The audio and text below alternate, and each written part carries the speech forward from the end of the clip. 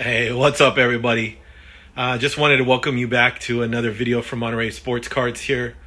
About to list probably 1,500, maybe 2,000 Jose Canseco cards, and just wanted to come in and show you guys what I'm working with, what I have kind of behind me. I'll give you so love Mr. Jose Canseco, first on the 40/40 club. Big fan growing up, big A's fan, Ricky Henderson, Mark McGuire, Carney Lansford, Terry Stein, all those guys. So really happy to have this amount of Jose Canseco. Some of the variants here would be O-Pee-Chee versus Topps, and then O-Pee-Chee versus Topps, and so on. So that's the variants that you see on those cards there. And they have an enormous amount to list and still go through. So thought I'd kind of show you Jose Canseco and any Jose Canseco fans out there. Again, 1,500, maybe 2,000 cards coming out really soon here, as you can see. Have a bunch of quantity behind. Not all these are the same. These are still just to be sorted. Everything that's kind of out in the front and sorted here are all the Topps cards that I've gone through. So like all the 89 All-Stars. And then I have all the other traditional 89s here with the O-Pee-Chee, so on and so forth. So the Topps are kind of what I'm going through right now and sorting. And this is kind of how I sort. So first, because when you're dealing with so many Topps, and then all of this is Donruss. This is all Donruss. Donruss. Sorry, Jose. Those are all Donruss. And then these are all Fleer. These are Upper Deck, and then Fleer. When you're dealing with that many cards, what I like to do first is get like all the one brand out first. So this is, again, all the Topps that are here. And then within that, I kind of start going through and sorting them into individual cards. It's much easier to find than if you had Topps and Donruss and Fleer all mixed in, then it can get overwhelming. Even with what I have here, the 4 trays I have, still usually not enough.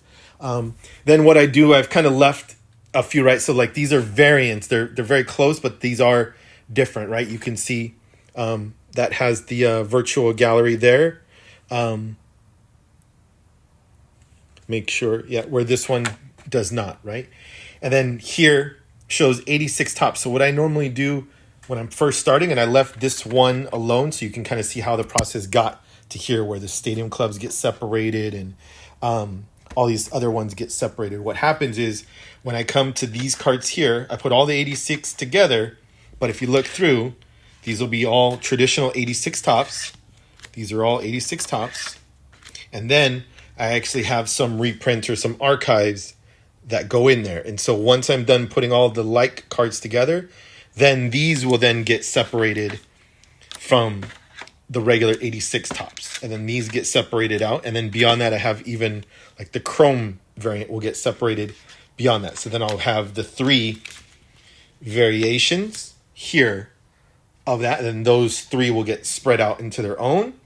And then I list, I usually try to list the worst quality of the cards. So like if I'm looking up here, you can see a little bit of white on the top up here. Let me see if I have a good example where like this one here doesn't have as much white. It's a little more clean. I always try when I can, or when it's obvious like that, I always try to list the worst quality first. The reason I say that is because I have quite a few people message me and say, hey, can you please make sure I have the card in the picture? I really want the card in the picture, and happy to do it. I always, when I go and I put them in a stack, I always put the one that I scan is always the one in the front. So I know if people don't ask for it, I always go from the better quality behind that card if there's more than one, right? So if there's like 7, I'll always go from the back and make sure I'm giving them the better quality card. I don't look through all the other 6 beyond the first one and make sure I give the first person the most dialed one, but I know that the worst one I put on there is the one on the picture. And I'm happy that way. That way, you know, when you see the picture, you know the card you're going to get. Hey, this guy's got a quantity of 18. What the heck am I getting? What if the card I order is completely off center, doesn't work, doesn't look good, has a ding corner or something like that? you don't have to worry. If you're happy with the card in the picture, then the rest of the cards are going to be flawless. So I want you to know, I want you to have that confidence. And then, so those people, again, that ask, hey, can I please have the card in the picture? Happy to do it as well. I just want you to know that if you see a quantity of more than just one remaining, and you want that one in the picture, it might not be the best one. Just so you know. So let me go back to Jose. So here's all the different cards that I list. I still need to go through. There's a lot of 87 tops. These ones on the front are the beautiful O-Pee-Chee. So they have a different number because the O-Pee-Chee has a lower base set number than the tops. Like the regular tops is 700. O-Pee-Chee is much less. But I just want you to get an idea of the quality that we have on here. Everything looks fantastic. I don't, to your benefit, I actually don't grade any cards. Probably something I should eventually get into. I'm just really scared. I'm really scared of just that process. I'm really scared of what it all means. I do actually have this halogen lamp, which is the same lamp as far as I'm aware from a couple interviews that I saw. That this is what PSA uses. They go in a completely dark room and use this halogen bulb, this type of halogen bulb, and to grade their cards. They don't use any other lights, any other natural light or anything else as far as I'm aware, again, from the last interview that I saw. But I just don't do it. So to your benefit, that means that you're going to have, like, I'll take this 87 Donruss, right? There's going to be a lot of great cards. I'm sure over the course of the time that I've sold, there's going to be so many Gem Mint 10 cards. I think I have a pretty good eye. I know there's some jokes with PSA, right? Like a perfectly flawless looking card could end up getting graded a 6, and still don't know how that happens, right? But I think I have a pretty good eye when I'm listing these cards for you guys. And I would do my best not to make sure I don't list anything that I think would get like a 7 or lower. Anything that I do like that actually gets put into this box here. And I'll eventually create a lot. Like this one here will have a lot. And then these will be sold. So I'll take like just a random card out from here. Let me show you. Sorry, guys. Hang with me. I'll just take a random card. So then this card here is a 90 Fleer. And then to me, look how off-centered that is. I think this is a low enough base card. The corners are super sharp, if I can get there, right? Everything looks good, but it's really off-centered. So to me, this is already a low enough base card. This is already a dollar card, or what we'd have to sell on eBay at $1.50 just because of what we get charged with fees and shipping and all that. $1.50 card, usually going to net 20 cents profit. So this is a 20-cent card essentially, right? And I think because it's already that low, having it be this off-centered, this badly cut, instantly goes kind of what I would consider like the junk pile. And then the sad thing too here, what happens with the 89 Bowmans is people have them in penny sleeves that aren't long enough. And so it makes these corners come up like that. So I would never sell something, as long as I catch it, I would never sell something like that on purpose on eBay for more modern cards, right? 1980 and newer. I wouldn't do that. So what I go through is I go through all like these 90s, these 88 tops, go through all of those. I don't know if you can see, but all of them are going to be really good centering, really good quality.